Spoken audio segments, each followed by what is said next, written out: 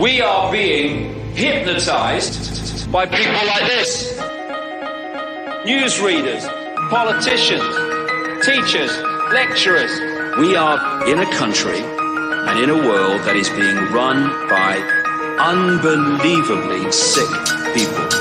The chasm between what we're told is going on and what is really going on is absolutely enormous. Oh yeah, dude. There's some Nephilim shit.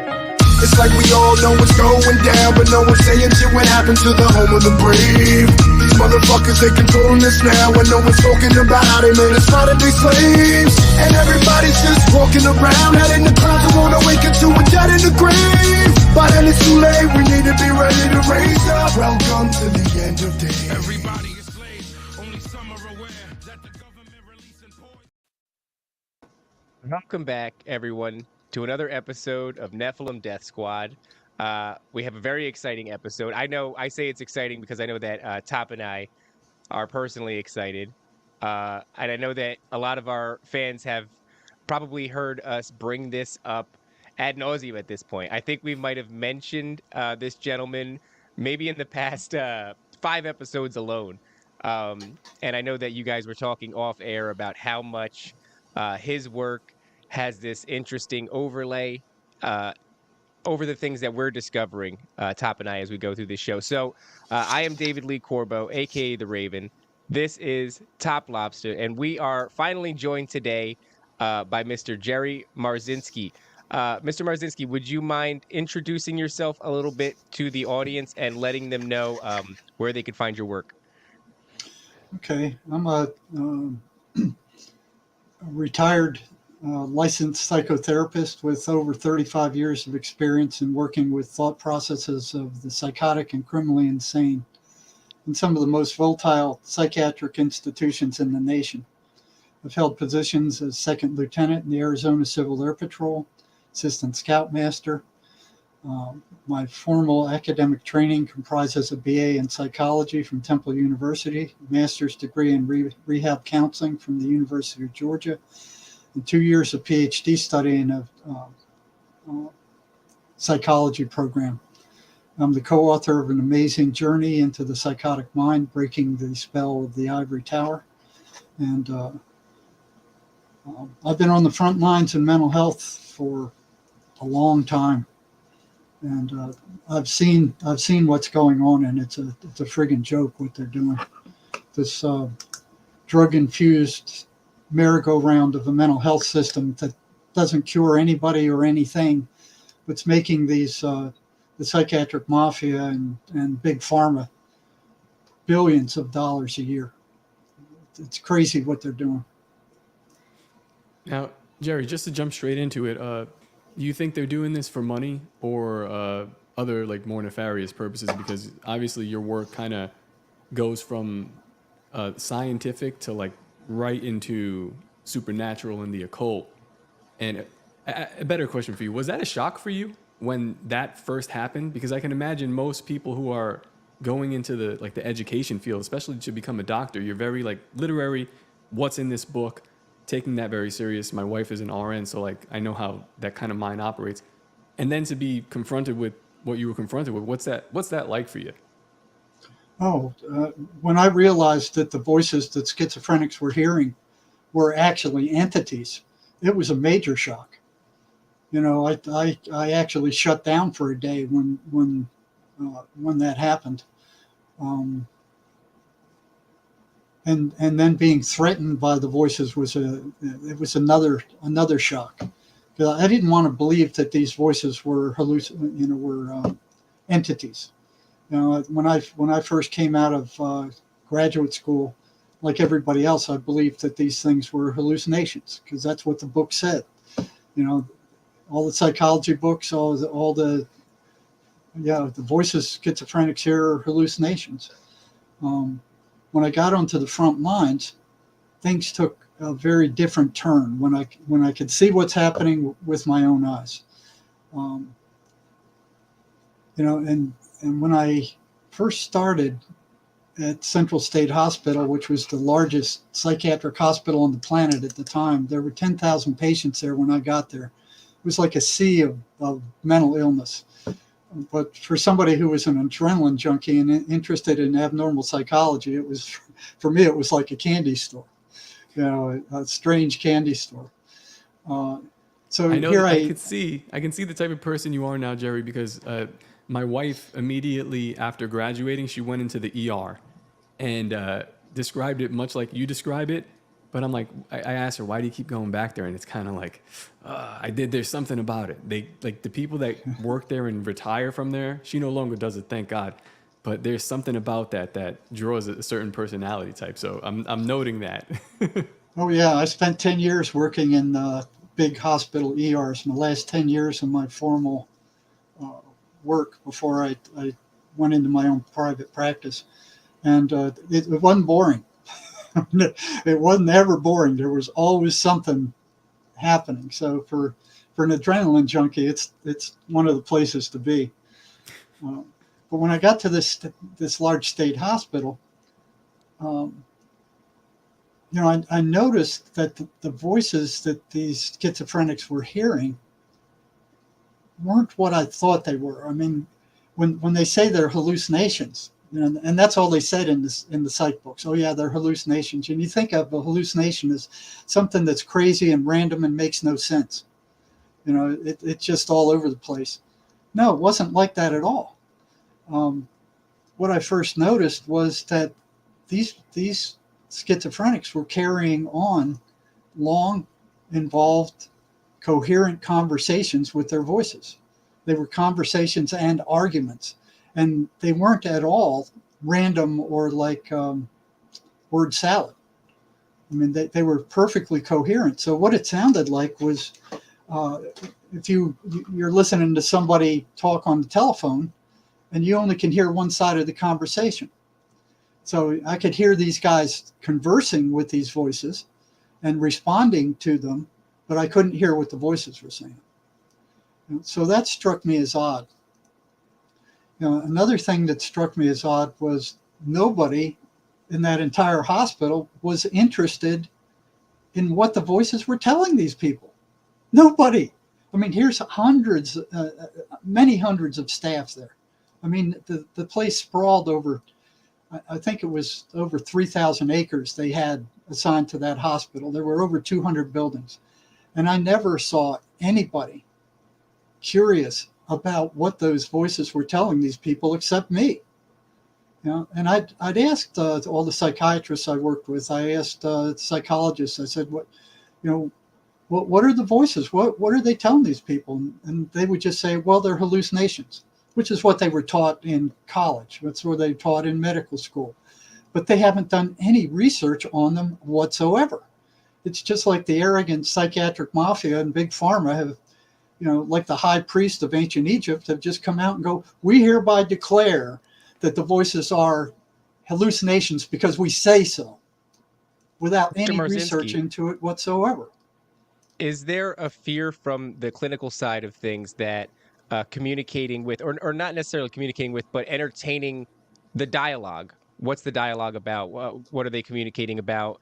That somehow feeds into what they would consider an illusion, and that it could further progress or further spiral the situation. So it's really almost a liability aspect where I guess the practitioner wouldn't want to be liable for, increasing the delusions. And so, by that virtue, then these are just, it doesn't matter what they're saying, what the conversations are about. They're strictly hallucinations, and let's continue forward. That's exactly right. And that's what the morons say, but that's not the truth of the matter at all. Okay. And I got called up twice by psychiatrists for asking patients to tell me what their voices were telling them. And that's exactly what I was told. The first one, the voices don't like people asking about them. So they will steer people away from those that are asking about them, or they will act up because they don't want to, they want to be seen as part of the person's psyche, as part of their thought stream.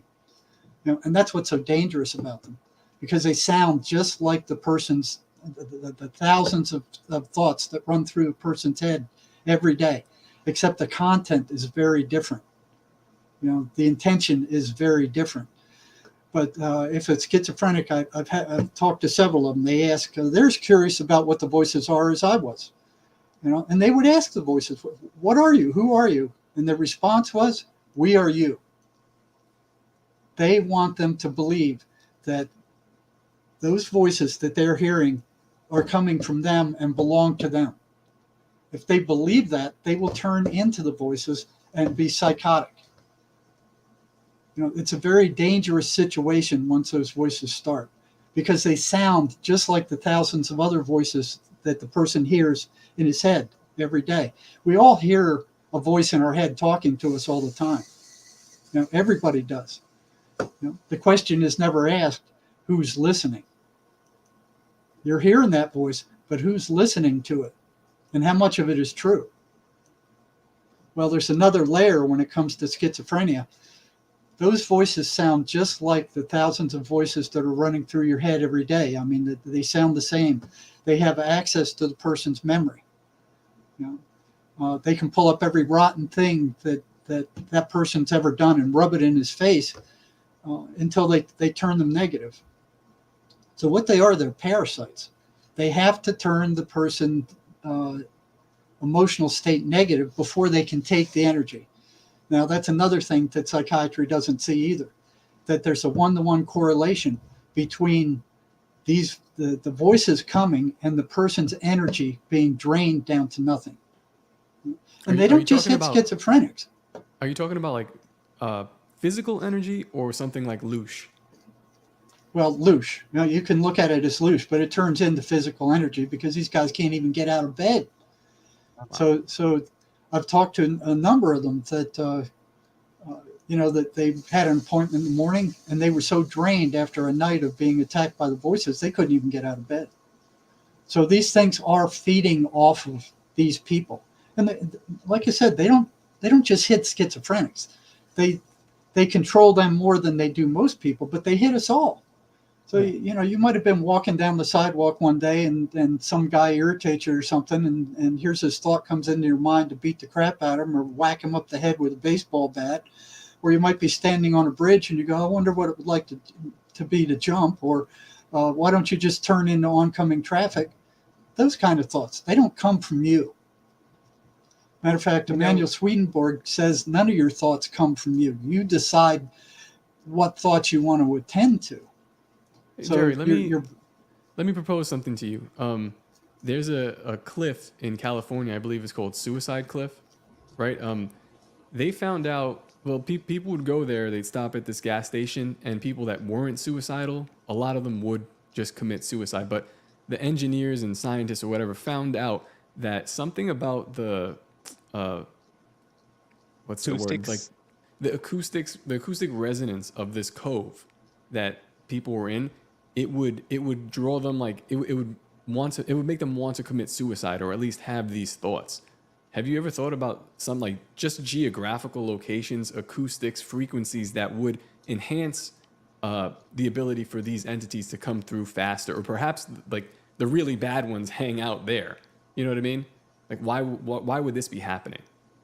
I don't know, but I've heard of something similar. They called it the dog suicide bridge. I think it's in the UK. Where dogs just leap off of that bridge to their deaths, and nobody can explain why. Yeah, there was some sort of we were talking to a guest and we got onto the track of infrasound and how some animals can emit such a low frequency that it actually causes a feeling of dread in human beings. And that sort of mirrors this experience when people have maybe like a sleep paralysis experience. There's often this sort of vibrational, almost an electric buzzing, a sensation that's accompanied with a tremendous feeling of dread. And so we went down this interesting path about how various frequencies can produce different emotional states, but very high dramatic emotional states. For example, the fact that you would never experience that level of dread that you would in a sleep paralysis episode with some sort of shadow entity that these people describe oftentimes.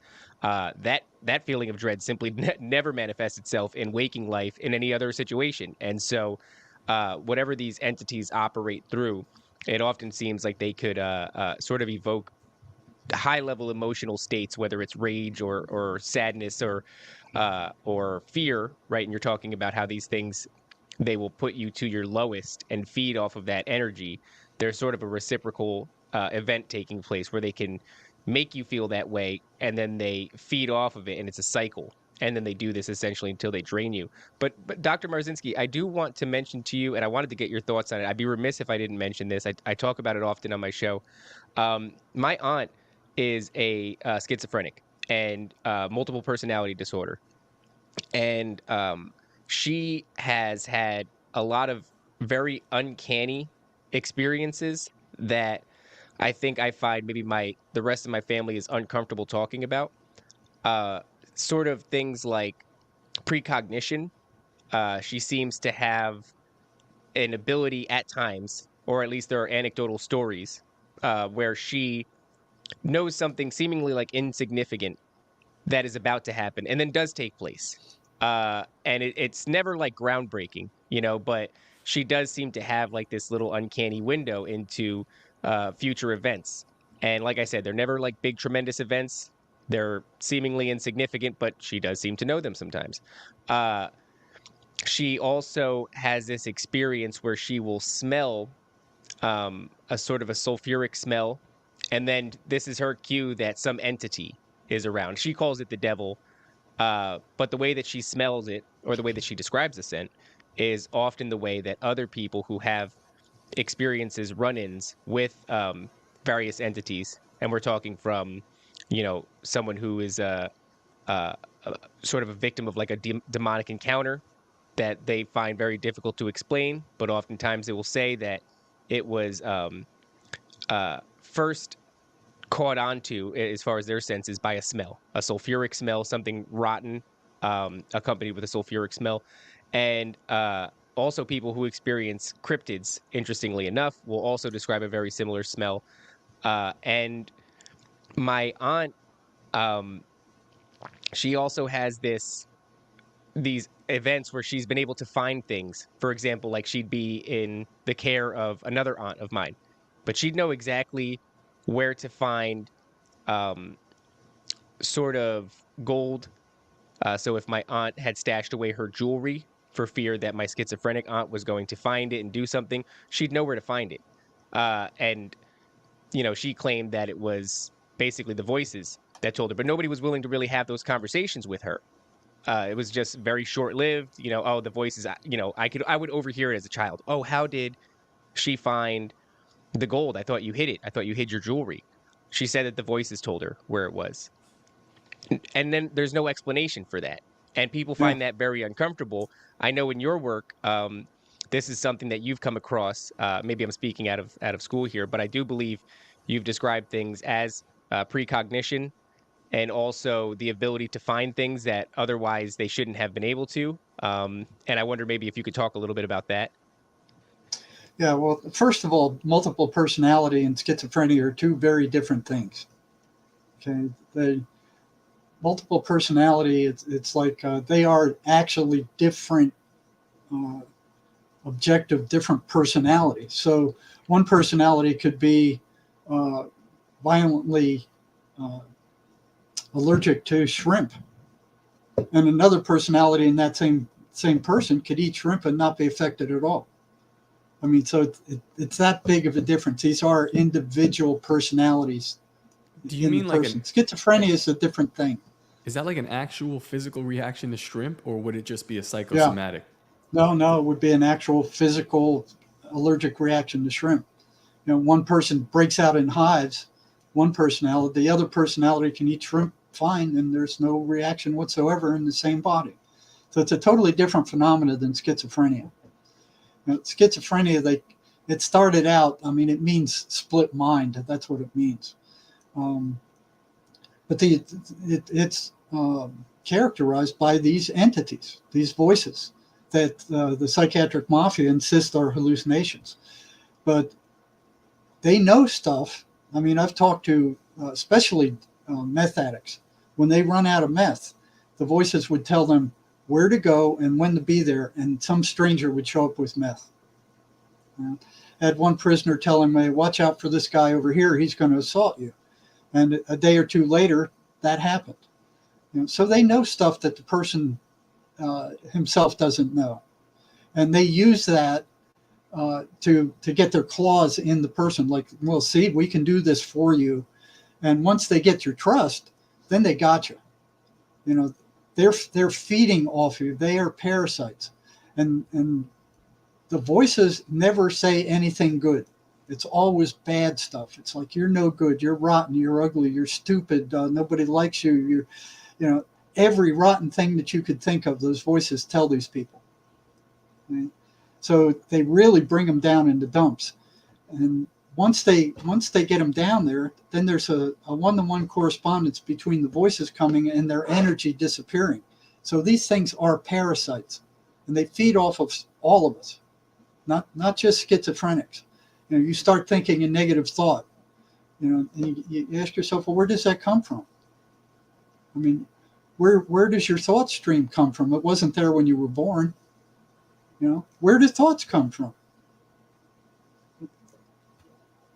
I mean, nobody's ever dug into a person's brain and found the thought in there. So your brain is like a radio receiver. It's turned to its certain frequency. The schizophrenics are turned to a very low frequency, and the voices want to keep them there. So even if they try to, do these, what do they call them? These where you repeat a positive phrase or something like that. The voices turn it back. Affirmations. Yeah, a mantra or something like that. The voices turn it back down. Okay, so you ask yourself, well, where do thoughts come from? That's never addressed by psychiatry or psychology. Neither is any spiritual matter. We're all spiritual beings. That's completely ignored by psychiatry and psychology. Big pharma treats us like biological machines. Those drugs that they're dishing out are, for the most part, very toxic, especially the antipsychotic drugs. They rot your brain out with long-term use. And they lie about it. They won't tell the patient how dangerous these drugs are. The antipsychotic drugs are some of the most dangerous drugs used in medicine today. And when they found out... I'm sorry to interrupt, but my aunt, she would actually neglect her medication. So when she was on her medication, she, you could have a conversation with her, but the way she described it was like a sort of a dulling effect, almost as if these things are like sedatives. It's like, we can't really identify the problem. We can't solve it. We can't fix it. And so let's mute. Yes, exactly. Right. And so that experience was so negative. Yes. And that was so negative for her that she would rather have the experience of multiple personalities than to be on the medication. And so, yeah, it's like a terrible Band-Aid that is not at all addressing the actual issue. We just sedate them. That's right. And the side effects are awful. They're just god awful. And they don't even tell the person the worst of them. They'll tell them, it'll blur your vision. There'll be sexual dysfunction. You'll feel a little, drugged up. You'll be a little groggy. The common side effects, they'll tell the patient, but they won't tell them, hey, with long-term use, it's going to rot out your brain. It's going to rot out your central nervous system. It's going to rot out your peripheral nervous system. They don't leave it. They don't put any of that out. They don't tell them about the akinesia and the nervous disorders that it causes. Matter of fact, at the state hospital and some private hospitals, that's all they know to do is to drug these people. So when these side effects, these nasty neurological side effects start, they'll give them another drug to sedate them more so they're not feeling the side effects from the antipsychotics.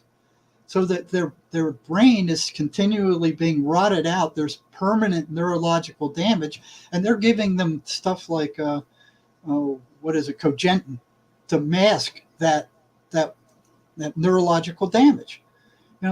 These people are and they know they're not curing anything. They know it. They're not curing anything. They're taught in college that this is all there is. That these drugs are all there is. There's a number of different energetic therapies coming out right now that will deal with most psychological problems that the big pharma and psychiatry and psychology don't want you to know about. One of which is the MACE energy method. It's invented in Australia, and it will handle most psychological problems and get rid of them, cure them. in a couple of sessions. Just like that. What exactly is it? Is it like a frequency machine? It's an energetic therapy. So your thoughts are energetic, your memory's energetic, your feelings are energetic. So your memory's energetic. So it will go in there and it will defuse the traumas that caused these problems. It's great with depression, it's great with neurosis, it's great with anxiety, it's great for kind of PTSD, most common psychological problem. It's having a little bit more trouble with schizophrenia because the voices are different entities, but it will remove the trauma that they feed off of. So even though in a lot of cases it won't completely cure schizophrenia, it'll make it a lot better. And then once you educate the person as to what's actually going on, that this isn't a biochemical imbalance as the big pharma made up. That was a complete fabrication, this biochemical imbalance crap. First they started off blaming the mothers, say, oh, mothers did something wrong and that's why the kids are becoming schizophrenics. But everybody could see that. The mothers were going, no, we didn't do anything wrong. Look, I mean, we were great parents and the kid became schizophrenic anyway. So what they had to do was boost it up into an area where people couldn't see or verify what they were saying. So then they started with this genetic garbage. Oh, it's a genetic disorder, and they're still touting that. I mean, even today they're still touting that, and it's been proved completely wrong. So, Dr. Marzinsky, is there a correlation that's been found between childhood trauma and schizophrenia? Yeah, there's a correlation between all kinds of trauma and schizophrenia. There's usually with schizophrenics you'll find severe physical, emotional, psychological abuse, sexual abuse. It's there. I mean, virtually all psychological problems are caused by some kind of trauma. You can be linked to some kind of trauma. And that MACE does great about getting rid of those things. You want to know more about it, there's a website, it's www.maceenergymethod.com/about/. Okay, I'm definitely gonna check that out. Let me ask you. I mean, when I'm more of a political guy, or at least I was, and then I started to figure out the kind of like energy stuff and this conspiracy minded stuff. And when I look at like certain events, 9/11, COVID, a huge one, these are trauma events, and in my opinion, most likely done on purpose to feed on our illusion. And so is war. Yeah, oh, that's a huge one. All the wars that they constantly keep running. Yeah, it's just I called it demoralization before, but now I'm thinking just straight trauma, and it kind of does make sense if you are, let's say, like a lower vibrational entity that is in charge of this large apparatus called the government, and you kind of wanted to produce more ways for other entities to get into your general population of 300 million plus people. And then you combine that with antipsychotics, which is what you were just talking about. And it's, I feel like that creates the world we have today, where you're taking like half the people off the grid, then the other half, you're trying to drive them to insanity. The ones that you haven't doled down. Then there's a small remnant of us who are kind of seeing through the bullshit and still have our minds about us, as of right now. Man, it doesn't look very good. No, that's exactly right. Matter of fact, we've identified some 23 patterns that these voices run. Okay. Now the deal is, if they're running fixed, repeatable, non-variable patterns, they can't be hallucinations, which the psychiatric mafia is insisting, with no research into the matter whatsoever. They're just declaring that these things are hallucinations.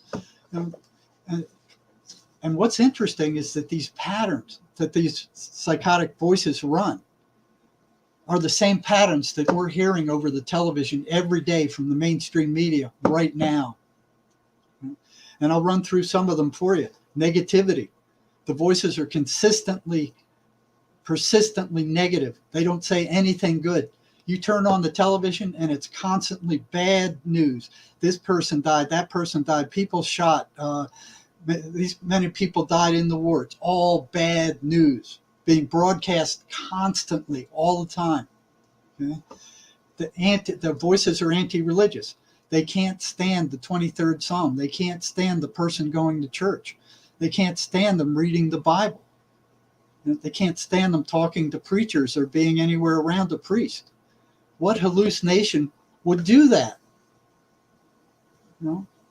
Why aren't they, if they're hallucinations, why aren't they all over the place? Why aren't some positive? Why aren't some negative? Why aren't some neutral? Why aren't they all over the place like regular hallucinations? They're not. They're consistently negative, and you can see this for yourself. Anybody who works with these people, anybody who has a schizophrenic family member can see this for themselves. You know, you can see these things for yourself. They foster and create negative emotion. They don't ever say anything good to the person. It's all bad stuff. They're creating that negative emotion because that's what they feed off of. And then their energy level drops once these voices attack them. There's a one-to-one correlation between being attacked by these voices and their energy being drained. So they're parasites. And they're not just hitting schizophrenics, they're hitting all of us.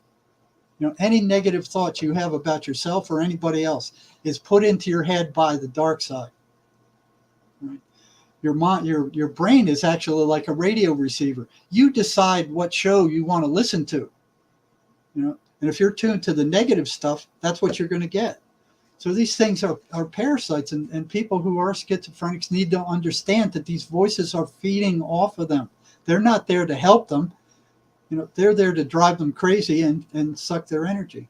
They get louder when ignored. I remember at the state hospital, one day I was in with a psychiatrist and the patient. The patient was complaining about the voices, and the psychiatrist said, "Oh, they're just hallucinations. Just ignore them." So I called that guy in a week later, and I didn't know anything much back then. And I said, "How's that working for you? You know, when you ignore the voices, what happens?" He said, "It's not working at all. They get louder." And that's a consistent thing. You can talk to all of them. If they try to ignore the voices get louder. They will not be ignored. Okay? They foster self-destructive or self-defeating behavior. They're always putting these people up to sabotaging themselves, to getting themselves in trouble, to getting themselves thrown in jail or prison. Once they get them thrown in prison, and the prisons have become the state hospitals now since they closed all the state hospitals, so they're putting all the schizophrenics in there now, and they're being abused and threatened and terrorized by some of these other gangster inmates. And then when their sentence is up, they release them with 2 weeks of medicine and $50 and said, "Okay, you're free." You know, they're in much worse shape than they ever went in there on. So the prisons are generating worse and worse criminals. You know, I've seen them release people that I knew would kill somebody in 6 months, but their sentence was up. They're done. And rehabilitation in the prisons is a joke. It used to exist back, 10 or 20 years ago. They used to have rehabilitation programs. Now they have virtually nothing. And the private prisons are even worse. They're just holding tanks. They don't do anything. They don't do any kind of treatment. They don't do any kind of groups. They're just friggin' stagnant holding tanks for these people. You know, and they pay off the legislators and go, "Oh yeah, we can keep your people in prison for cheaper than anybody else," because they don't do anything for them. They're just sitting there rotting away. You know, so the voices demand the attention of the victim. You know, they maneuver for increased control over the victims, just like the government does. More and more control all the time. They gaslight their victims. Government's good at that. They manipulate perception. Government's good at that. Now, one thing they do have, they have complete access to the schizophrenic's memory, because these are energetic entities. They can go in there and they can pull up every rotten thing that person ever did and start rubbing it in their faces. You remember when you did this? Remember when you hurt this guy? Remember when you did that? And that generates negative emotional energy also. They've even found stuff that the person forgot about 10 years ago. They brought it up. So, Dr. Marzinsky, does this, this correlation I find really interesting, and I'm glad you brought this up again because I had written it down. You mentioned it earlier, right? Them having access to the memories and sort of throwing past trespasses in the victim's face, right? As a manipulation tool. And so I guess it demoralizes them. It gives them, it's going to produce more negative energy, thereby more control over the victim. Um, and this reminds me very much of, we could just look to the Exorcist film where, and there's plenty of them. They've made this movie ad nauseum over and over again. And there's always the person who's been possessed by this entity has somehow the ability to recall something about, let's say, for example, the priest who is praying over them, trying to exorcise the demon. Suddenly, this person turns to them and knows a thing that they've done in the past and Yeah, they wields look it through their against them file. in this moment. Yes, exactly.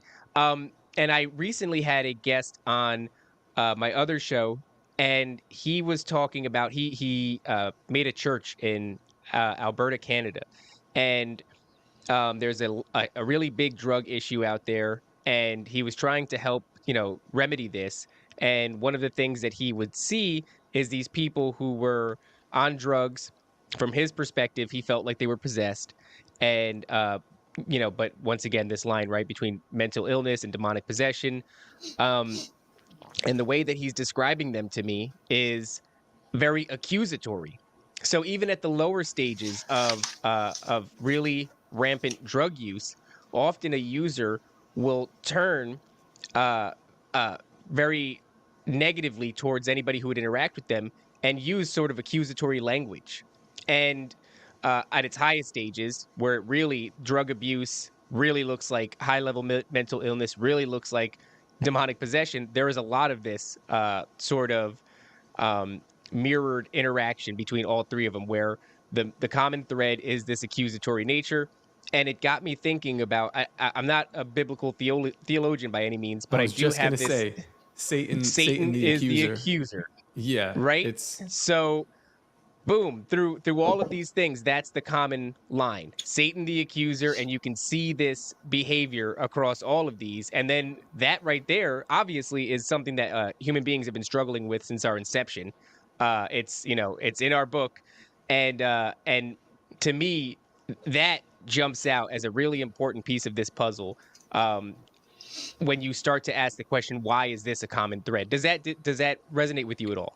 That resonates right on 100%. And the worst drug out there is meth. I've seen more prisoners go psychotic on meth than any other drug out there. I mean, it's a very dangerous drug. The prisoners called it the devil's drug when I was working psych in the prison system. They'd start off and feel great. They felt like Superman. They didn't sleep. They got a lot done. Felt wonderful. And then when they crashed, it was awful. And then they started hearing the voices, telling them rotten things about themselves. And they go, oh, that's just a hallucination. It'll go away. And when they came down, it did. And it might have gone away maybe another 20 times or 30 times or something. And then one day it didn't. They were psychotic, as psychotic as anybody in the psychiatric hospital. It makes people crazy, and they stay crazy. It doesn't go away. So if they start hearing voices and it doesn't go away within 6 months, there's a very good chance they're going to be psychotic for the rest of their lives. Meth is a very, very dangerous drug.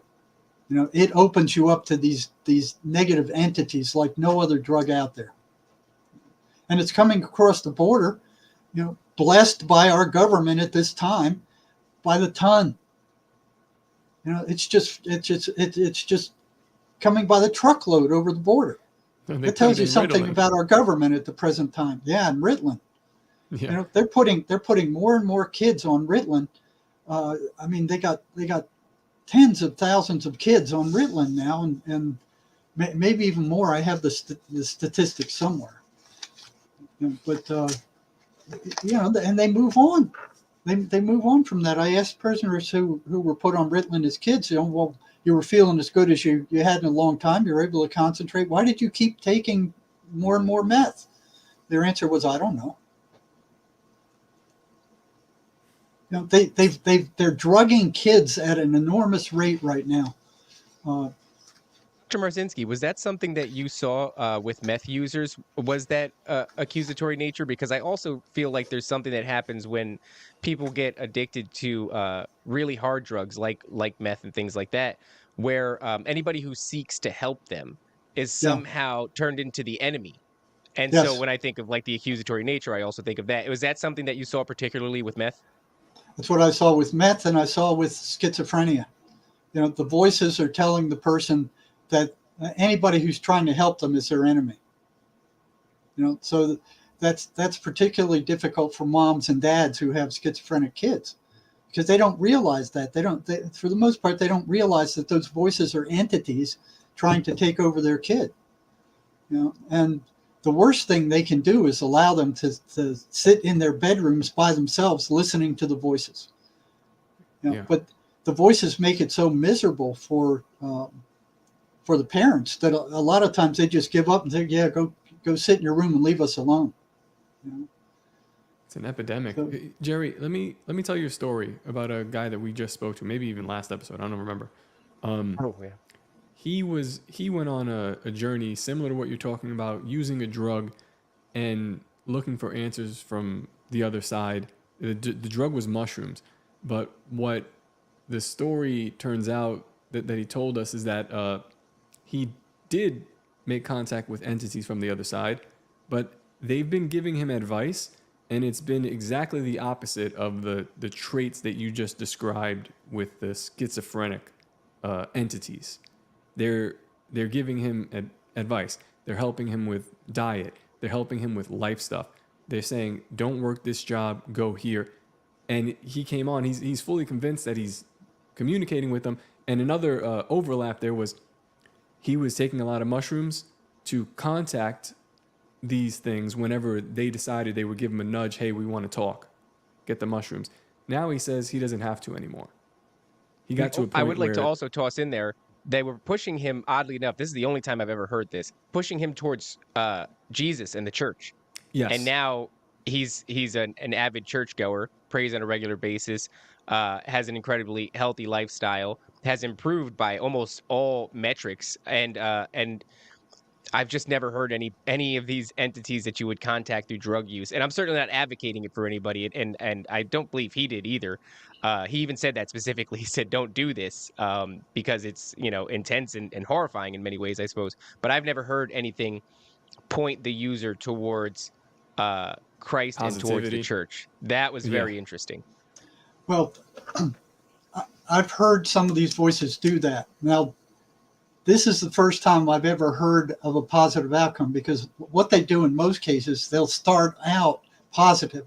You know, like, I'm a spirit, I know stuff that you don't, I can help you out, I can tell you where you lost, that kind of stuff. And once they hook them, then they turn on them. You know, so they want to get them hooked and believing that this is a positive entity that can help them out from the other side, like their guardian angel or Christ or something like that. Once they get them believing in them, then they turn on them and ravage them. So this is the only case, what you're telling me is the only case I've ever heard where something like that came through, except for maybe that Seth material or something like that. It's very, very rare. Usually it's the other way around, where they'll tell them, oh, I'm Christ, or I'm a positive spirit, I can help you out. And then they turn on them. So you got to be very careful with that, because they want to get your trust. And once you let them in, then you've given them permission. And then you can't get rid of them. It's very difficult. That's a hermetic principle. Would Right. you, in your studies, like, because there has to be some kind of solution, right? People aren't just left out to dry, and medication's not one of them. What have you seen? Well, the first thing people need to realize is that these aren't hallucinations, and that these toxic drugs that psychiatrists are feeding these people aren't getting rid of anything. They're just, like you guys said, they're major tranquilizers. All they do is dumb them down. They don't cure anything, and neither do there any depressants or any anxiety agents. All they're doing is drugging the brain. So the first thing they need to understand is that these things are entities. They are not hallucinations, that they are not the person. that the voices they hear in their head do not belong to them. They come from these entities, and they're marked by usually negative stuff about the person themselves or people around them. And their intent is not the same as the intent of the person themselves. That's the first thing that has to be done. And the mainstream media, big pharma, they're making over $4 billion a year on antipsychotic drugs. They don't want this information out. They're not trying to help anybody. They're not trying to cure anybody. They're trying to sell drugs. That's all they want. They could care less whether they work or not. And they've got the entire human race under their thumb. The entire Western world is believing they're bullcrap. We're the only people who can treat schizophrenia. We're the mental health specialist of the world. And you look at their you would think that schizophrenics have a suicide rate of 3 to 5 times higher than the normal population. You would expect that from schizophrenics. Psychiatrists also have that same number of suicides. They're virtually identical to that of the schizophrenics, 3 to 5 times that of the normal population. These are the people who are running the mental health system in the United States. Not only the United States, all over the Western world. They're curing nothing. They're also making the most contact with these entities. If this was radiation, and someone was like just green glowing and the doctors are sitting there next to him, it's like, you're going to get that, dude, especially if you don't know what you're dealing in, which is like one of the most important things in life in general. This whole thing is very spiritual. If you don't know that it's spiritual, then you're going to be like, I don't know, trust the plan with Q, or you're going to be like, I'm going to go over here and cut my dick off because people said so. You're flying blind. And most doctors are. It's baffling. That's exactly right. And that's why doctors, especially psychiatrists, are attacked by their patients more than virtually any other doctors. And I remember seeing that when I got to Central State Hospital. Psychiatrists were always getting slugged. It was more than psych nurses. It was more than psychologists, counselors. Their assault rate was virtually identical to that of attendants who were working 24 hours a day on the wards with these psychotic people. And I think they were a little bit afraid of these people. So they didn't want you irritating them at all because you couldn't ever predict what they were going to do. So they didn't want anybody asking questions that would irritate the voices. So you look at the overall. So here's psychiatry, the psychiatric mafia, and big pharma saying we're the only people that can treat mental illness. We're the experts. You look at what they're doing.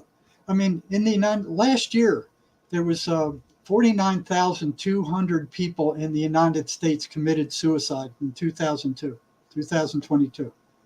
That's almost 50,000 people killed themselves in the United States alone. And this is with more antipsychotic and psychiatric drugs than have ever existed on the planet in the history of mankind. And this is happening year after year after year after year.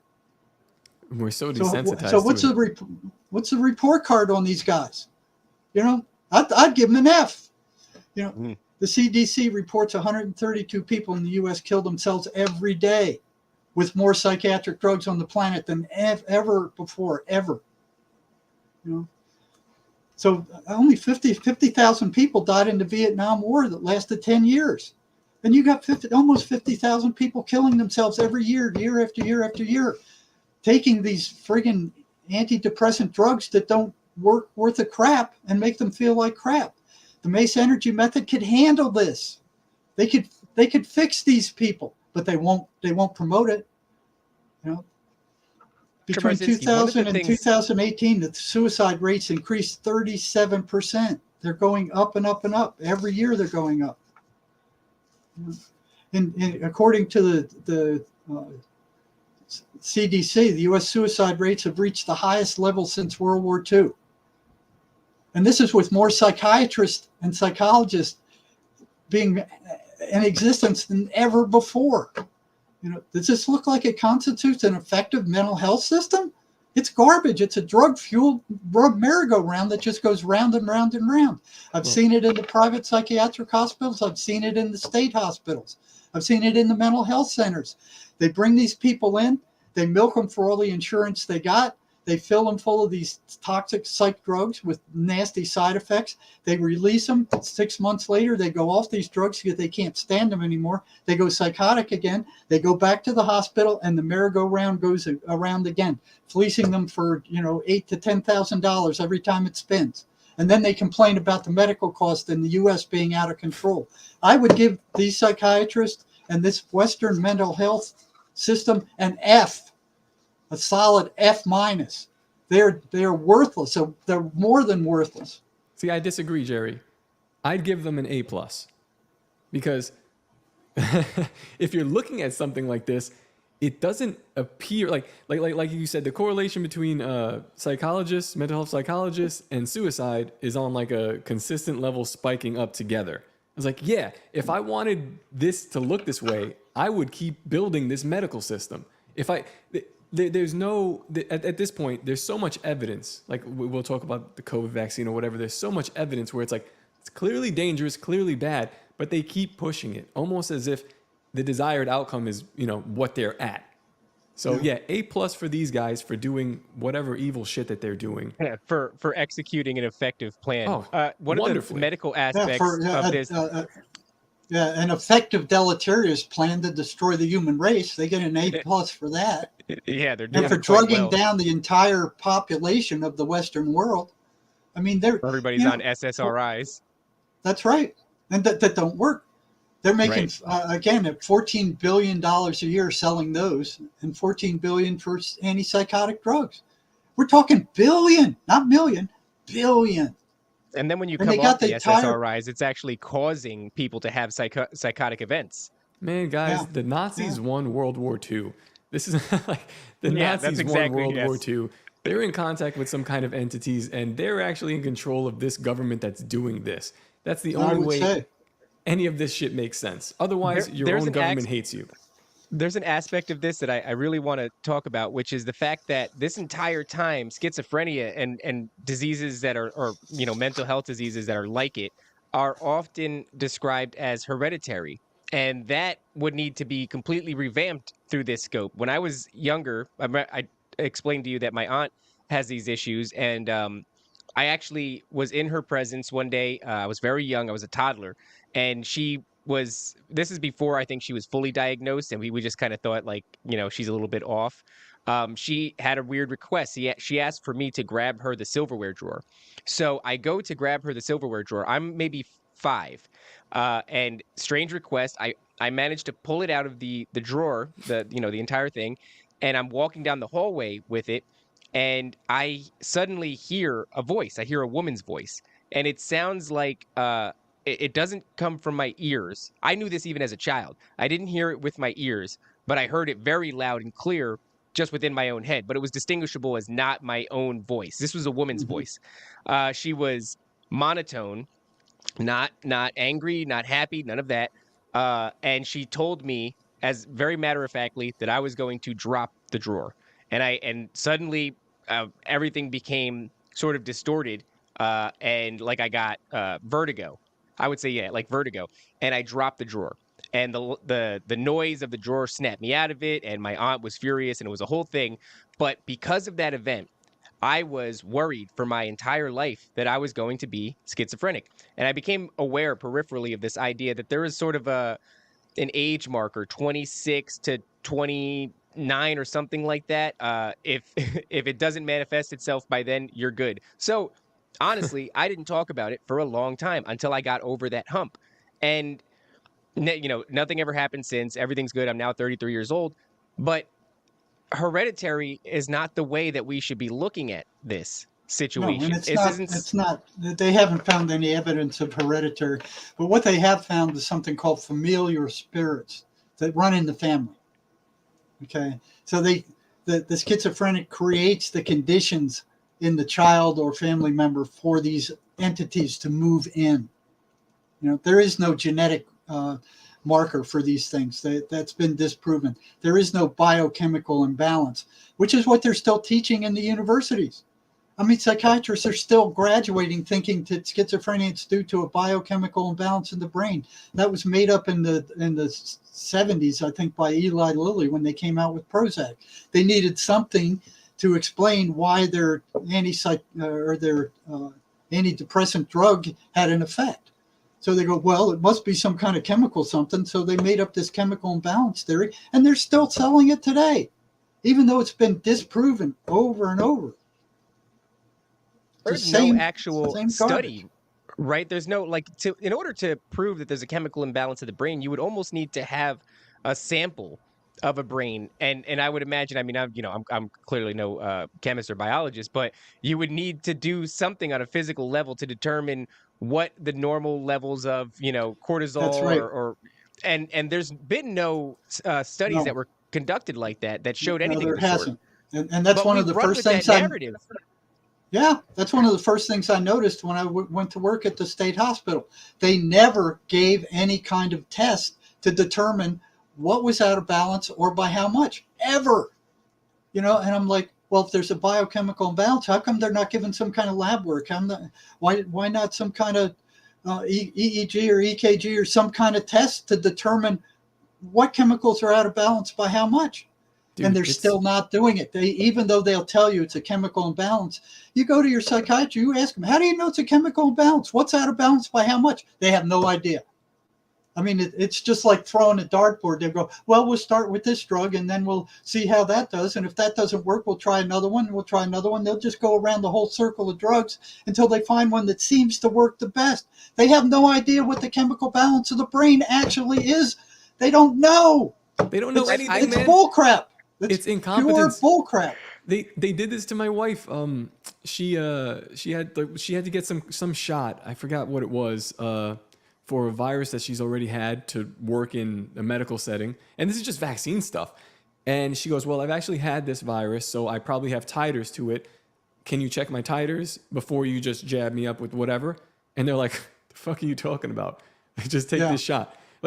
There's not even a thought. And they could measure this very easily with a blood test. So if something else that's a little more obscure from the brain, they're like, we're not going to do that shit. Just whatever. When I was a kid, I was diagnosed with ADHD. This is how they diagnosed me. They brought me into an office, a therapist, whatever it was. They sat down with me and my mother. I'm like, maybe, dude, this is unbelievable.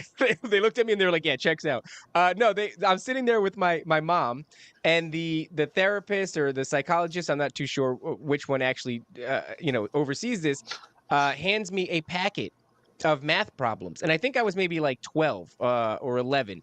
And he hands me a packet of math problems, sits me down, tells me to complete them to the best of my abilities. While that's happening, he's discussing me and my performance in school with my mother in front of me, which is very distracting. So I'm listening to what they're talking about, and I'm trying my best to fill out my inability to complete the packet to whatever standard that they expected me to be able to complete it was enough for them to put me on Adderall. And so I think I would have been 13 years old. That's 8th grade. For my 8th grade experience, I was on Adderall for a majority of that year based off of just anecdotal stories about my inability to focus in class and then my inability to finish a math packet in a timely fashion while they talked about me in front of me. That was how I was essentially put me on meth. Jerry, is this applicable to if we're to create another Nuremberg trial, I don't want to implicate you in it, but man, there's so many people guilty of just that story right there is baffling. They're like, hey kid, we're going to ruin your life if you don't do these math problems within this certain amount of time. And then they just go ahead and do it. It's wild shit. Let me tell you how bad it actually is. And these are old stats. These are very old stats. God. These are from 2017. It's much higher right now. In 2017, more than 7.2 million kids have been put on psychiatric drugs. Okay. More than, it's like 620, over 622,000 of these children are under the age of 5. under the age of 5 on these major psychiatric drugs. Over 80,000 are on ADHD drugs, which leads to meth in a lot of cases. Over 38,000 of these kids under the age of 5 are on antidepressant drugs. Here's the side effects of antidepressant drugs: nausea, weight gain, trouble sleeping, dry mouth, blurred vision, dizziness, anxiety, headache, diarrhea or constipation, sexual problems, fatigue, tremors, increased swelling, lower alcohol content, bleeding, lower sodium levels, vomiting, restlessness, muscle cramps, and seizures. And they're putting these kids on these antidepressant drugs. And you wonder, does this help anything? Maybe these effects that I experience, these side effects that I experience, I would imagine that they line up with meth.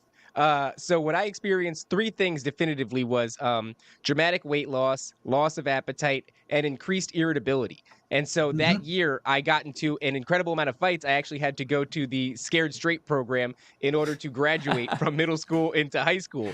And to me, that sounds like, I imagine meth addicts are pretty irritable. And I also see them getting very thin, and they don't seem to be focused on eating very much. No. So, with somebody who really has ADHD, you give them Ritalin or Adderall and they fall asleep. It's the exact opposite. So you were misdiagnosed and they kept you on an amphetamine as a kid for that length of time. Now, so get the amount of kids that are on antipsychotic drugs. Over 85,000 kids are on antipsychotic drugs. These are the drugs I was telling you about that destroy the person's brain. So they're rotting out the brains of little kids that are under the age of 5. That's in 2017, and it's much higher now. Imagine after COVID, that spike. Jesus Christ. Yeah, over 389,000 are on anti-anxiety drugs, which are addicting. These are kids. These people have no morals whatsoever. I mean, it's incredible what they're doing. The root of this is to get children to adhere to a failing public schooling system, right? This school system is broken. The general public schooling system across the U.S. is broken in so many different ways. Children are not finding it to be engaging. It's not fruitful. They're not. They don't want to be there, right? This is essentially, many children describe it as prison, right? This is a pseudo prison system, and because your child will not bend to the rules and adhere to the system properly, then you go to a medical professional who says, put your kid on meth. It's almost like one government institutional system that is a failure or a complete success feeds the other. Like the education system, we can talk all day about what's wrong with it. I homeschool my kids because I don't fuck with that stuff. But it's like, it's a failure done on purpose to feed the next thing almost. It's disgusting. It's horrific. I mean, they want you dead, and they want to have sex with your children, and they think it's funny. Is what constantly comes in my brain whenever I think about this. They think it's funny. Yeah, the duplicity is incredible, especially with their DSM. It's the Bible for psychology and psychiatry. The Diagnostic and Statistical Manual of Mental Disorders, completely made up. All these mental illnesses are completely dreamed up by this panel of psychiatrists that meets every couple of years, and they just make these things up. They vote them in and they vote them out. It's a complete work of fiction.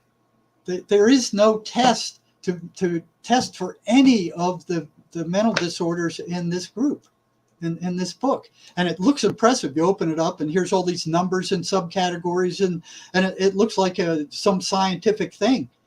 It's far from it. It's a joke. It's a series of behaviors that these people have pathologized. So every single one of the more than 296 psychiatric disorders in the DSM-5 and later have been completely made up. The list of fabricated mental disorders appear to be increasing astronomically with each edition of the DSM. They make more of them all the time. They have to use these categories to charge insurance companies. In 1952, the DSM listed 106 psychiatric disorders. In 1980, there were 256 of them. The DSM-5 lists 297, and they appear to be fabricating more with every edition. You know, there 2/3 of the psychiatrists on the board that are making these things up are associated with big pharma. They're getting kickbacks from big pharma. You know, not one of these 297 medical disorders has a defining lab test or any other kind of test to diagnose what these things are. There are no blood tests, there's no lab tests, there's no x-rays. These are just classes of behaviors that are made up by psychiatrists and voted to be a mental disorder. You know?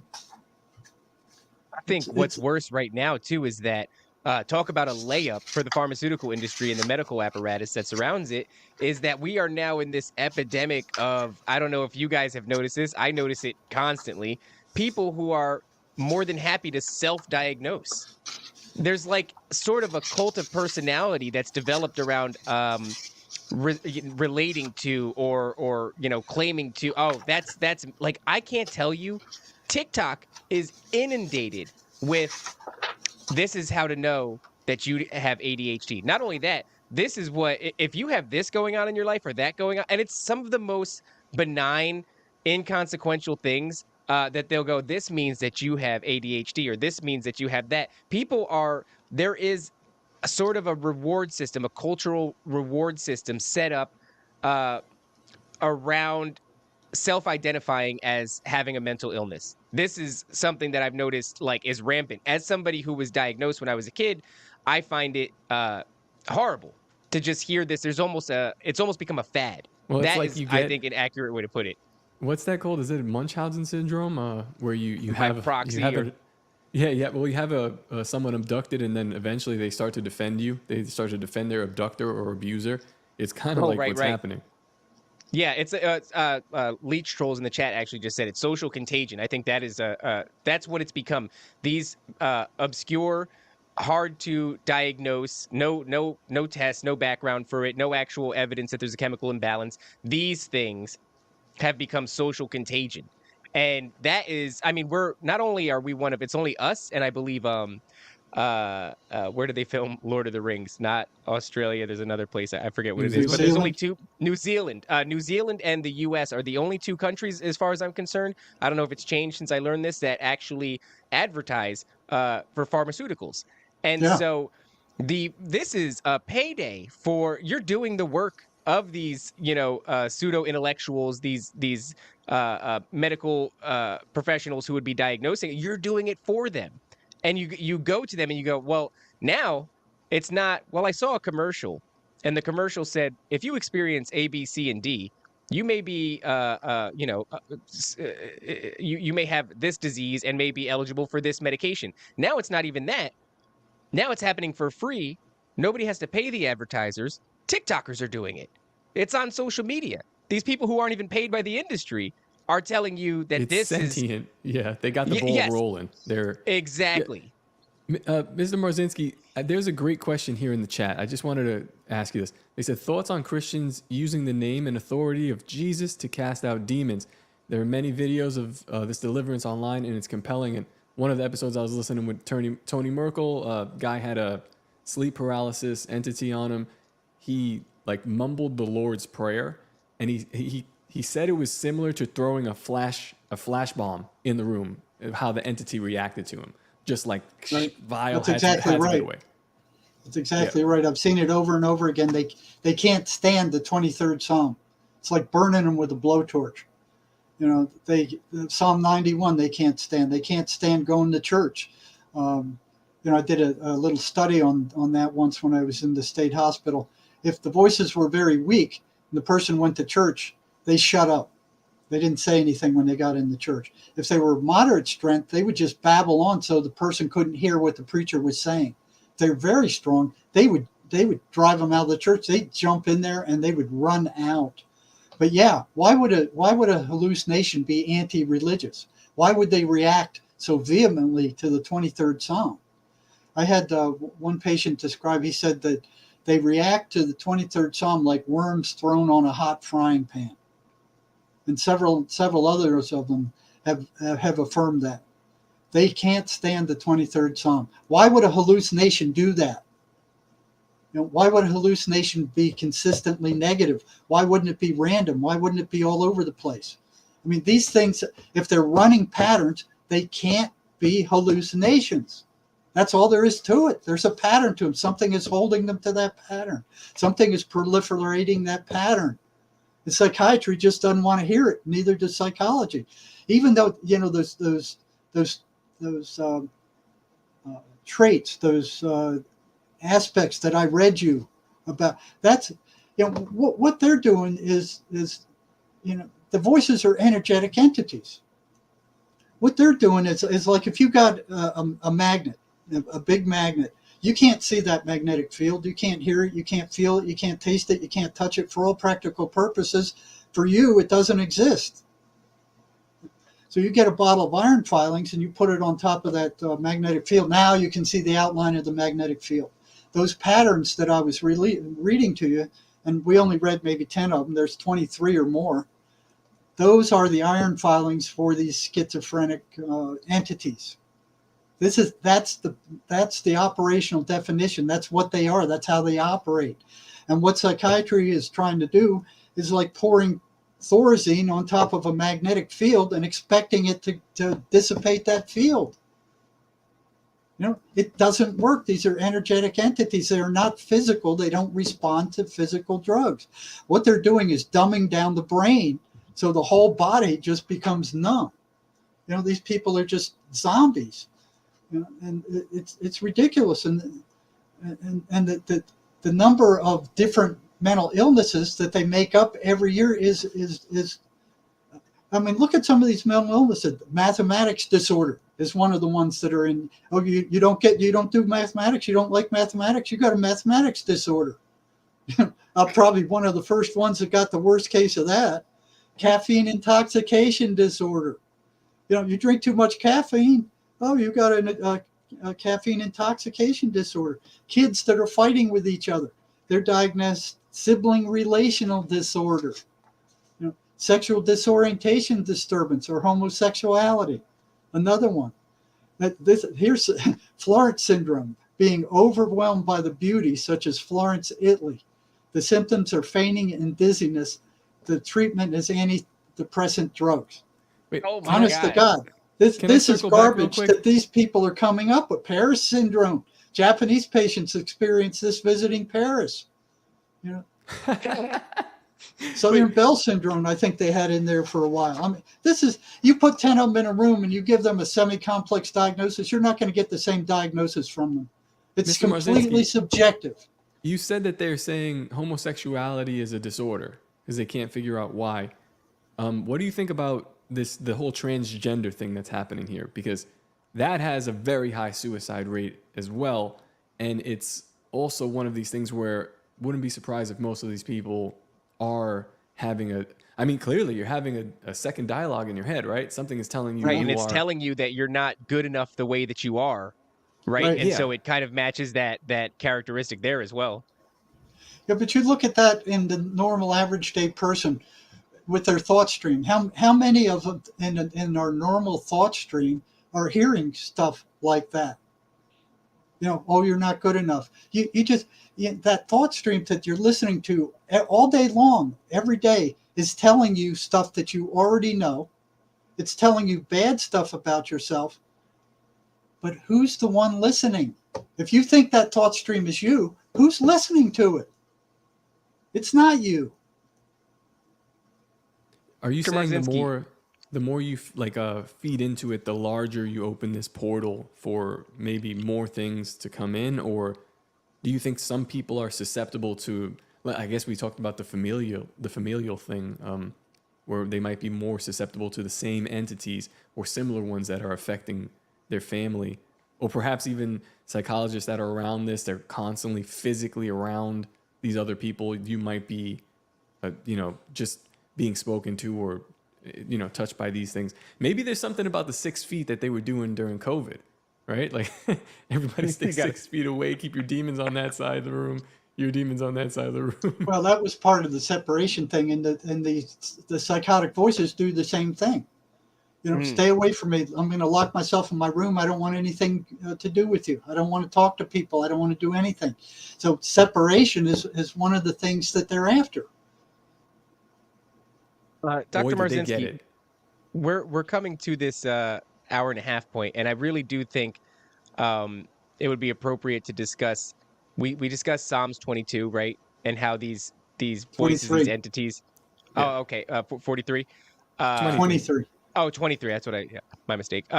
What have you found in your practice that actually works and I imagine it's not a cure all, right? You're not going to find a solution necessarily, but clearly the pharmaceutical industry has failed us miserably. Is there anything in your experience that will Exorcisms? actually, yeah, really, right? What is it that will alleviate these experiences for these folks?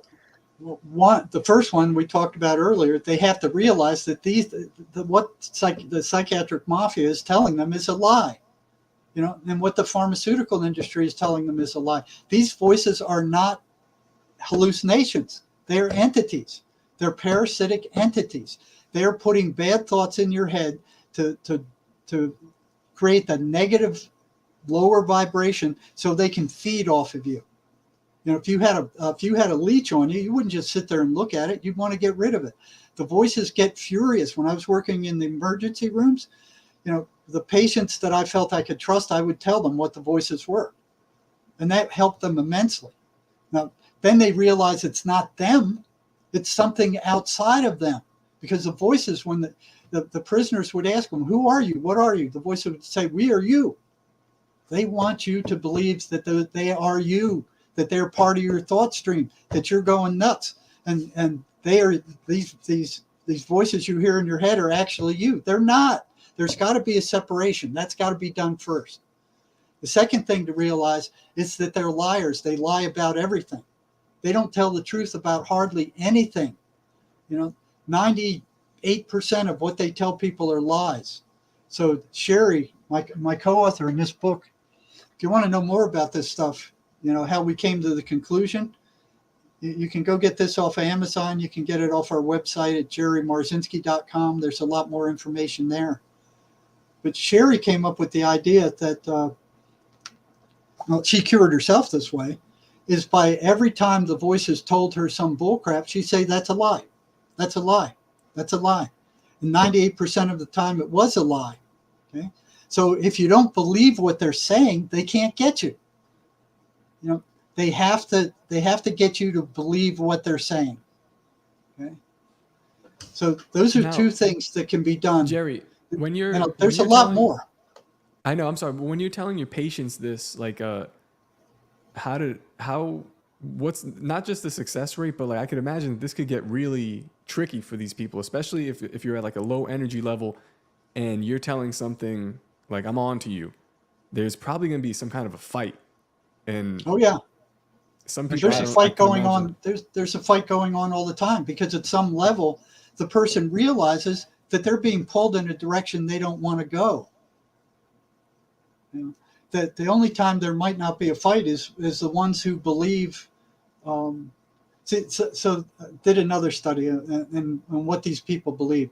The ones who believe what psychiatry is telling them, that these are hallucinations, there's nothing they can do about them except take their toxic medications, they're the ones that are the worst off. They're the ones that are least likely to succeed. Then there's a middle group that are going, "Well, I don't know what they are. I'm not sure what they are."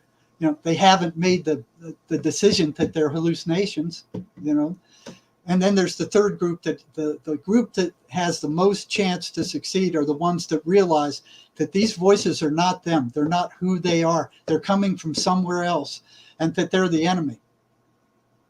They need to be fought against, because what they're trying to do is take more and more control over the person constantly. And if they can get you in prison in a negative environment like that, that's a hog's trough. The prisons are a hog trough for these things. You can feel it as soon as you walk in the door. I worked 18 years in the psychology department of a major, state prison, and you could feel it as soon as you walk in the gate. I mean, it's just like, ugh. The prisons don't cure anything. They're graduate schools for criminals. At the end of the day, this is all a form of we're experiencing spiritual warfare, and if you're Yes. not aware that you're engaged in warfare, well, then you cannot mount a defense or an Right. offense or anything. You're just victimized. You're just a sitting duck, right? And so I could see that as being the most integral, the most important aspect of all this is to switch the mindset over from being a passive victim, of your own psychology and into a much more proactive mode of you're actually being influenced by something that's not yourself. And I think that is also, it probably, if you can accept that, comes with this really high level of vindication, right? Because previously you've been told on every level that this is just you. There is no validity to this. This doesn't exist actually, except for in your own mind. When I imagine for these people, this feels very real. Oh yeah. And so it's a level of self betrayal, right? To have to come to terms with the fact that this is just a hallucination. That is incredibly demoralizing, because then you now have to operate from a playing field of my perspective is incredibly faulty and unreliable. I cannot trust my own senses or Right. myself. And Right. it's isolating and it's demoralizing. And to turn and say, no, something is happening to you. This is very real. You're being influenced by something that does not have your best intentions and, in fact, is, waging war against you. Has to give back an incredible amount of agency to these Yes. people. Yes, and it does. And I've had people contact me in my private practice that, they said, once I found out that it wasn't me, that was enough. I could handle it from there. Wow. It's incredibly liberating for them to know that it's not them, because we're taught from the time we're kids that every thought that comes into your mind belongs to you. And that's far from the truth. Emanuel Swedenborg, Christian mystic, says none of your thoughts are yours. They come in either from heaven or they come in from hell, and you're the ones who chooses which ones you're going to pay attention to. And the schizophrenic voices want to keep you tuned to the negative ones. They increase your paranoia. They tell you people are after you. That they have, some of them have incredible power. They can do bad things. I could feel them when I was working in the ER. I couldn't see them. I couldn't hear them, but boy, I could feel them. It was like this icky cold electrical energy. There was no other feeling like it. When they were really mad at me, I could really feel it. It was a little spooky, but yeah, the first time I saw they were running these patterns, real quick. So what I started doing was throwing monkey wrenches into the patterns when I was working in the state prison, because in the state hospital, I couldn't experiment much because if they told the psychiatrist I was threatened, I had to keep a real low profile. In the prison, I had a group of prisoners around me all the time who would tell me in real time what the voices were saying. So I could try all kinds of stuff with them. So I do all these experiments. I say, here, try this, come back in a week and tell me what happened. That went on for years, close to 18 years. And I'd find all these things that would mess up their patterns. And then one day they started coming in and going, the voices don't like what you're doing. They don't like you. They don't want us coming here. They're telling me not to come here, to blow it off, that you're crazy, you're stupid, don't come here. And that I found that interesting. One after another would start saying, the voices don't like you. They don't like what you're doing. Okay? Then one day, one guy turned around in the doorway and he said, you realize what you're doing is dangerous, don't you? Messing with the voices. And I just looked at him. I'd never thought about it. I thought, well, they're stuck in their heads. They can't come out and get me. They're stuck in their heads. But I listened to it. I mean, I kept it in the back of my mind because it was so odd. I mean, he just turned around as he was about to leave. He looked me straight in the eye and he goes, you realize what you're doing is dangerous, don't you? And I'm just stared at him like, no, I hadn't considered that. So that same guy came back a few weeks later without a pass, knocked on my door in the psych department. He said, the voices want to talk to you. Now, that had never happened before. I'd never spoken to them directly. It was always the patient would tell me, the voices are telling me this is what they're saying. And then I'd tell him, well, go tell them to stick their head in the toilet or whatever. I mean, it would go that way. They never spoke to me directly. And I asked this guy, I said, they want to talk to me personally? He said, yeah, they want to talk to you personally. And that kind of took me aback. This is where my denial system completely collapsed. I mean, it was already in shambles because I had overwhelming evidence that these things were, they were entities. They weren't hallucinations, but I kept denying it. I didn't want to see it. I didn't want to hear it. I didn't want to go there. So I kept pushing it off. And, oh, it's something with their subconscious. So I invited this guy in, and we both sat down. I said, okay, what do they got to say? And these words came out of his mouth. You have no right to interfere with our way of life. Boom. My head just exploded. It was like, so they are entities. They aren't something. They are separate entities in this guy's. And this guy went, that wasn't me. That was them. Was it a threat? Like, you have no right, or were they just were they complaining? Like how they thought that would work.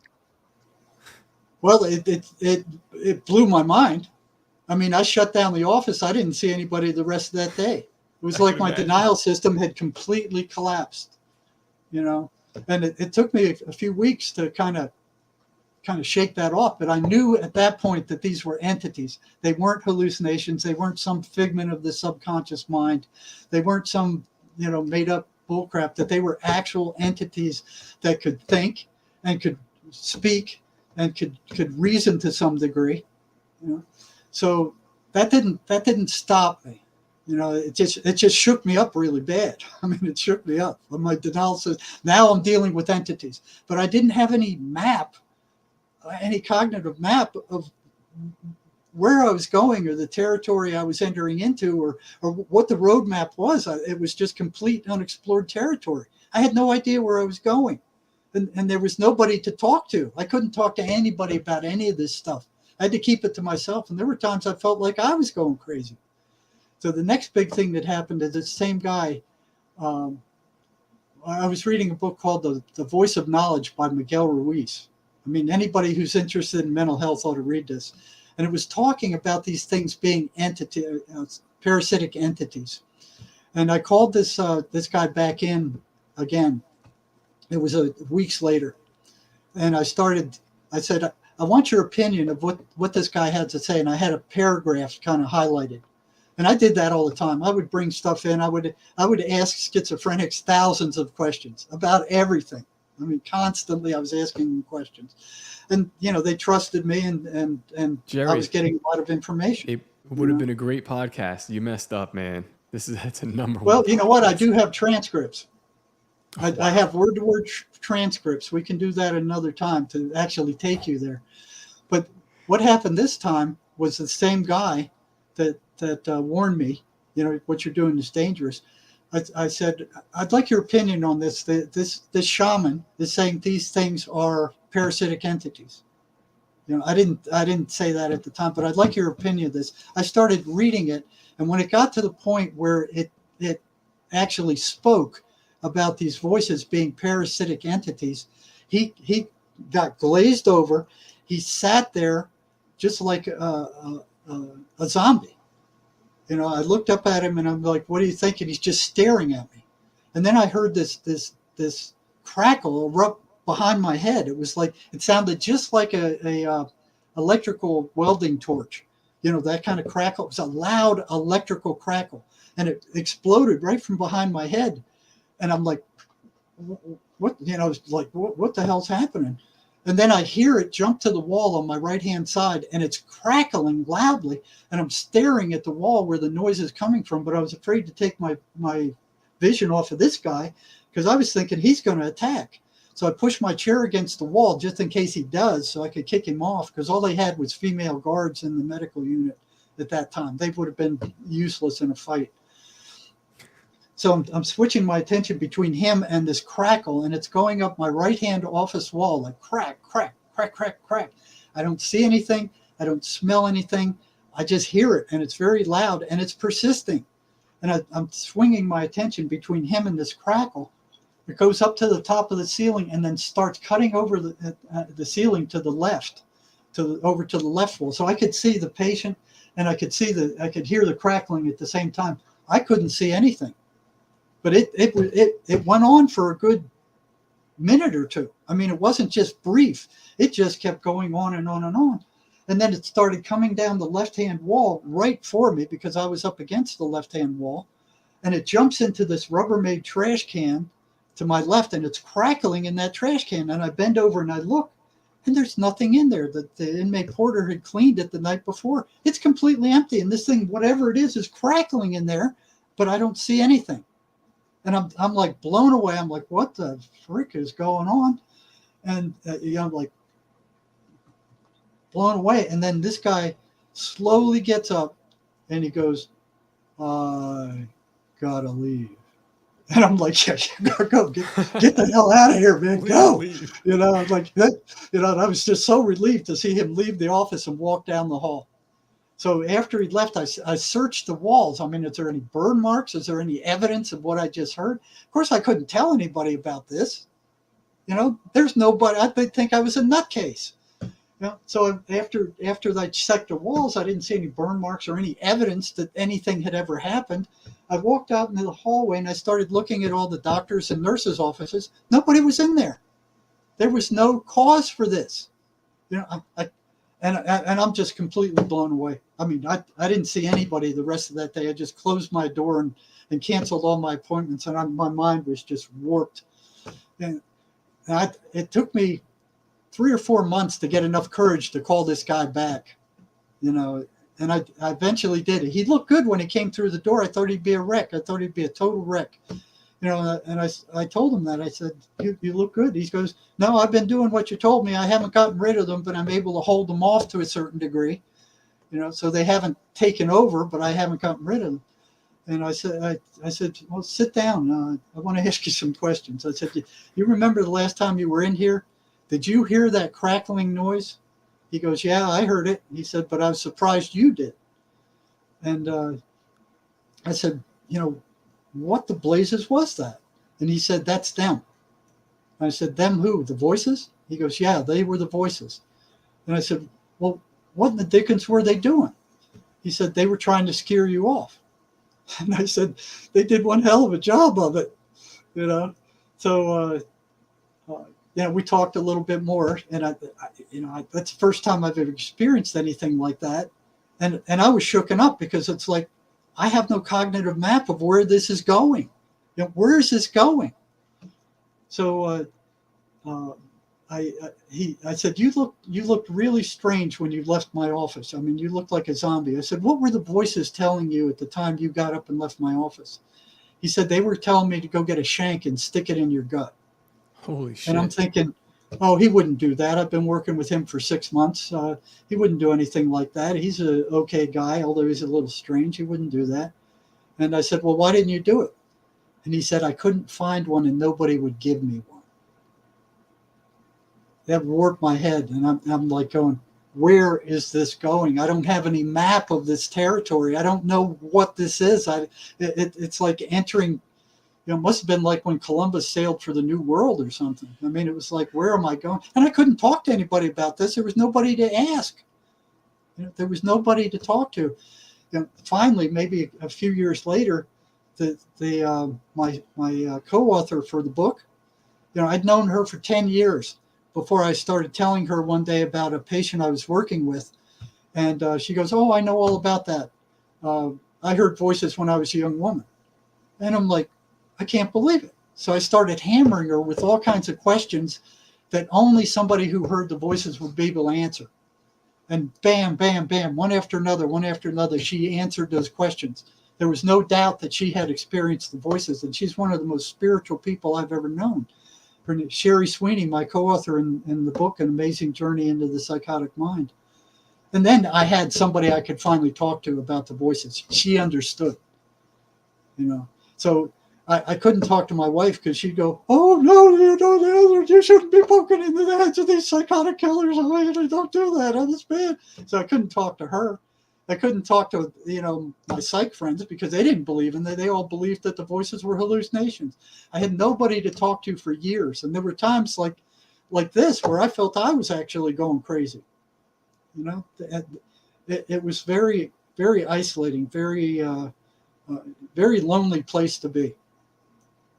Wow. Well, Jerry, we're coming up on time here, and let me just say something to you. I mean, I'm obviously younger and way less educated than you, but I feel like all that craziness that you felt is going to be, obviously it's going to be fully redeemed, if not already in your eyes, as we get to the times of things will be as they were in the days of Noah, this sort of stuff, that we're quickly coming upon this time where I feel like people are waking up and also realizing this from your point of view.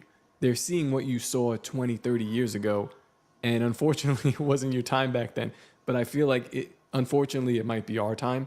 So thank you for coming on, and this is just I feel like I could talk to you for another 5 hours, but what a fascinating subject, and what you're doing to kind of enlighten the people listening and just anyone who can hear what you're saying of what is going on today and how much is proliferated and where we're headed, and perhaps a way to battle it. I think that's the most important thing. Well, people can go to my website at jerrymarzinsky.com, then go to articles. There's things that they can do themselves there. Okay. Now, don't forget about MACE. I mean, psychiatry should be replaced by this MACE energy method. I mean, it actually works, and it works quickly, and it actually solves and gets rid of psychological problems. Again, there's the website is www.maceenergymethod.com/about/. There's MACE therapists there, including myself. This will be. I'm gonna. If you could send me the links, I think you might have already. I'm gonna put this in the description to all the videos, so people can just go and click. Because I know people are lazy typing stuff in, but it's important. Okay, I'll send it to you. Thank you. I appreciate that. Okay, guys, thanks for having me on. Maybe someday in the future we'll go through those transcripts so you can actually see what these conversations between what the system considered criminally insane patients and myself looked like. It's fascinating stuff. I would love to. Yeah. Thank you again, and I'm gonna let you get out of here, man. David, anything you want to plug before we go? No, just thank you for your time, Dr. Marzinsky. This was genuinely a pleasure. A dream come true. Okay. Well, send me a link when you have it, guys. All right, will do. Thank you. Have a good day, guys. We'll see you soon. Peace out. Right. The greatest hypnotist on planet Earth is a oblong box in the corner of the room.